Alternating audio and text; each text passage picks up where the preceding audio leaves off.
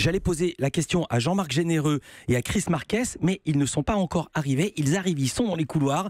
Ils avaient une radio juste avant. Je me tourne vers Raphaël Baillot. Ce matin, comme tous les jours, vous écrivez pour nous un journal, le journal du village, qui contient les infos les plus fraîches sur les médias. Oh, les plus fraîches, comme vous y allez, Philippe. C'est du frais, c'est du matin. Alors, je vais commencer avec une question. À quoi pensons-nous tous le vendredi matin, à votre avis ? Je sais pas. Au week-end. Alors aujourd'hui, il sera question de week-end, bien entendu, mais aussi de déhanché, mais aussi de soupçons de corruption. Oui, ça casse toujours un peu l'ambiance. Mais avant, sans plus attendre, mesdames, messieurs, les audiences de Médiamétrie. Et on commence avec un retour sur notre émission d'hier. Nous recevions Gérald Brice-Viré, le patron des programmes des chaînes du groupe Canal+, sur la question des audiences décevantes cette saison de Cyril Hanouna sur C8 et leur comparaison avec celle de Quotidien. Voici ce qu'il nous a dit. J'ai préparé les moyennes pour venir à cette émission et les spécialistes pourront vérifier. C'est 1 445 000 téléspectateurs en moyenne pour Cyril et 1 490 000 pour le Quotidien. Les spécialistes pourront vérifier, dit-il. Vous êtes spécialiste, Raphaël, vous avez vérifié. Oh, comme vous y allez, Philippe. Bon, déjà sur le moment, on s'était tous dit que c'était bizarre ces chiffres quand même, car la tendance depuis le début de la saison, c'est bien que Quotidien bat très souvent, presque tous les soirs, TPMP. Alors j'ai pris ma petite calculette, j'ai pris un tableau Excel et j'ai rentré tous les scores de Quotidien et TPMP pendant les 5 dernières semaines.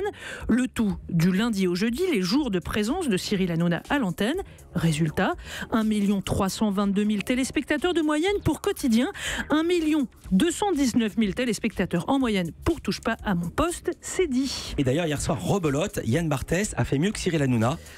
Oui, alors, absolument. Voilà, oui, non, c'était même pas une question. Je pensais que vous alliez donner le chiffre exact. Un mot sur les audiences de la soirée, Raphaël. Alors, premier sur le podium, TF1, le retour de la série française Contact a plutôt bien fonctionné.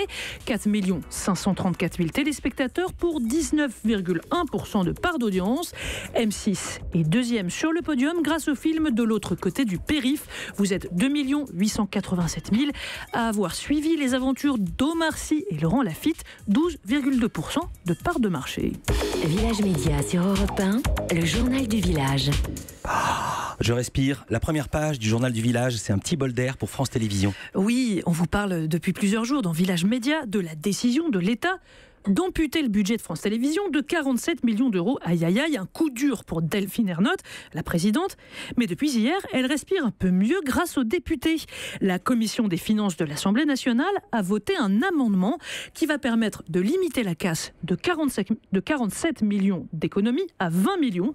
Un petit coup, enfin, on enlève 20 millions aux 47. En fait, ça fait 27 à la fin. Je sais pas si j'ai été clair. J'ai compris. Merci, 20 et 27, Philippe, 47. J'ai compris. Je suis pas sympa, j'ai fait des maths. Tout ça, c'est un petit coup de pouce des députés qui est destiné à soutenir la création de programmes et de fiction sur le service public audiovisuel, bien sûr. Et alors, si je me souviens bien de votre sommaire, c'était il y a quoi ? Il y a 3 minutes. Vous avez bonne mémoire. Vous nous avez promis que vous alliez nous parler du week-end. Oui, c'est vendredi et la vie est belle, car dans quelques heures, comme dirait la grande Laurie...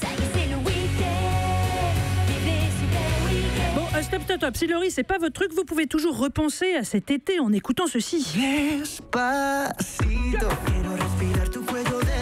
Non, nous ne vous passons pas Despacito gratuitement, car on l'a appris hier. La vidéo de Despacito sur YouTube a dépassé les 4 milliards de visionnages. Et le truc de fou quand on est dans un record hors de toute proportion normale comme celui-là, c'est que le record fait parler, donc ça fait encore des visionnages. Et hier, en une seule journée, il y a eu, tenez-vous bien, encore 12 millions de visionnages en plus. Ce matin, on en est donc précisément à 4 milliards 12 198 280 visionnages sur YouTube. Et encore, ça c'est le chiffre de 7h50 quand j'étais en train d'écrire ce journal. Et je me souviens, il y a quelques années, quand Psy, le coréen, avait obtenu 1 milliard de vues, on avait dit c'est un hasard, c'est un record, il sera impossible à battre. 1 milliard de vues avec quel titre, Philippe ? J'arrive pas à le dire. C'est pour ça que je vous le demande. Ah là là, Gangnam Style. Ben voilà, c'est parfait. Bon, on va rester dans la thématique du week-end. Ce matin, j'ai un conseil de lecture pour vous. Le week-end, on veut se reposer, on veut lire des bonnes nouvelles, on veut trouver d'autres informations, peut-être moins anxiogènes que celles de la semaine. Et c'est à partir de ce besoin de positif que le journal Le Parisien lance son nouveau supplément, Le Parisien Week-end, en lieu et place du Parisien Magazine. Alors, à la une du numéro 1, Melania Trump. À l'intérieur, des nouvelles qui font plaisir.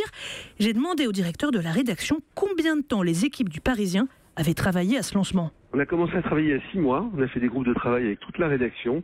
où on a brainstormé. Notre but, c'était de faire un magazine très élégant et en même temps extrêmement proche des gens, c'est-à-dire une élégance qui n'est pas intimidante, qui n'est pas snob.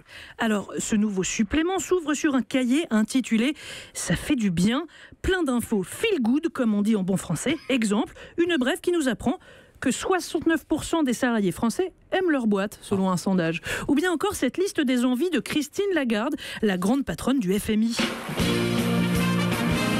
Alors si François Demoulin, notre réalisateur, a mis la musique de Miss France, c'est que Christine Lagarde raconte qu'elle rêve de plonger sur la grande barrière de corail et que son souhait le plus cher, c'est la paix au Moyen-Orient. Oui, on dirait un peu un discours de candidature de Miss France. Oui, et moi je suis contre la guerre. Et sinon, Raphaël, vous avez trouvé un moyen de nous glisser doucement dans l'ambiance du week-end. Oui, pour ceux qui le peuvent, regardez France 5 à 11h45 aujourd'hui. Comme tous les jours, c'est la quotidienne de Maya Loquet et Thomas Hill.